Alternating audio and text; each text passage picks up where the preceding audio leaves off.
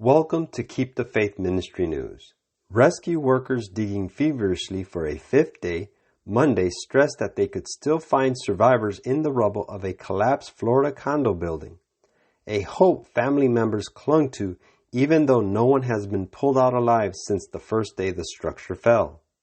As of Monday, the death toll stands at 10. More than 150 people are still missing in Surfside. Families of the missing rode buses to a site nearby from which they could watch teams at work Sunday.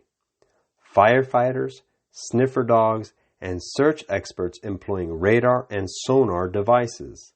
U.S. Representative Debbie Wasserman Schultz said at a Sunday evening news conference that she had met with some of the rescue workers and was able to hear the hope that they have. Quote, "We obviously have some realism that we're dealing with. But as long as the experts that we trust are telling me that they have hope to find people who might have been able to survive, then we have to make sure that we hold on to that hope," she said.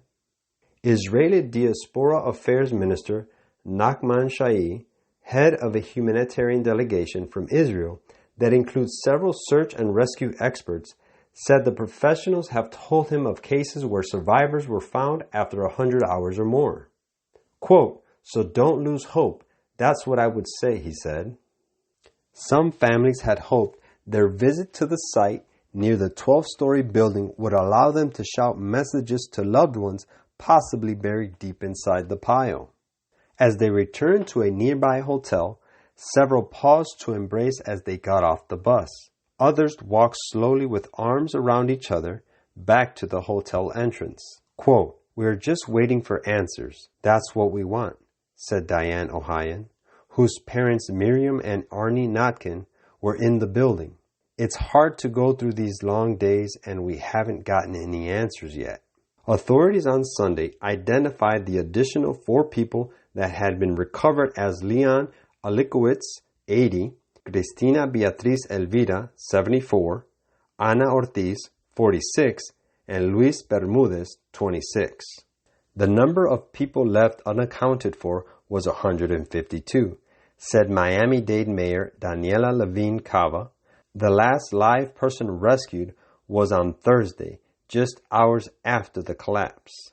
Miami-Dade Assistant Fire Chief Raid Jadala explained that conditions at the site, the building pancaked when it fell, have frustrated crews looking for survivors.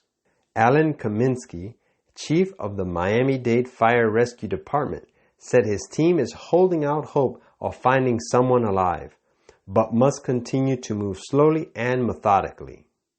Quote, "The debris field is scattered throughout, and it's compact, extremely compact," he said, noting that teams must stabilize and shore up debris as they go.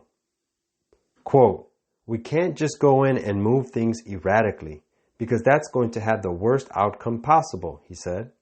Among the tools rescuers used was a microwave radar device developed by NASA's Jet Propulsion Lab and the Department of Homeland Security that sees through up to 8 inches of solid concrete, according to Adrian Garboulet, CEO of Spec Ops Group, which sells them.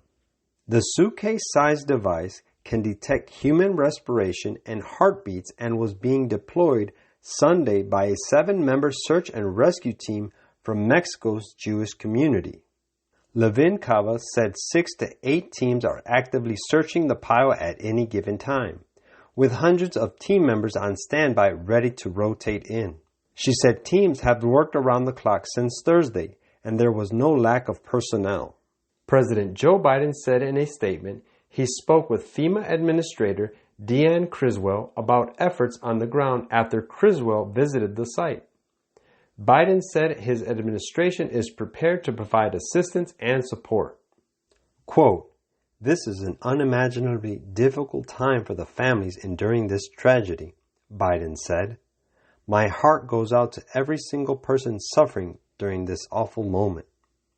Crews spent Saturday night digging a trench that stretches 125 feet long, 20 feet across, and 40 feet deep, which, she said, allowed them to find more bodies and human remains. Earl Tilton, who runs a search and rescue consulting firm in North Carolina, said rushing into the rubble without careful planning and execution would injure or kill rescuers and the people they are trying to save. Quote, moving the wrong piece of debris at the wrong time could cause it to fall on workers and crush them, he said. But Tilton agreed. Families were not wrong to continue holding out hope. During past urban rescues, he said rescuers have found survivors as long as a week past the initial catastrophe. Quote, everyone has opportunity to come to Christ and be converted, that he may heal them. But there will come a time when mercy will be no longer offered.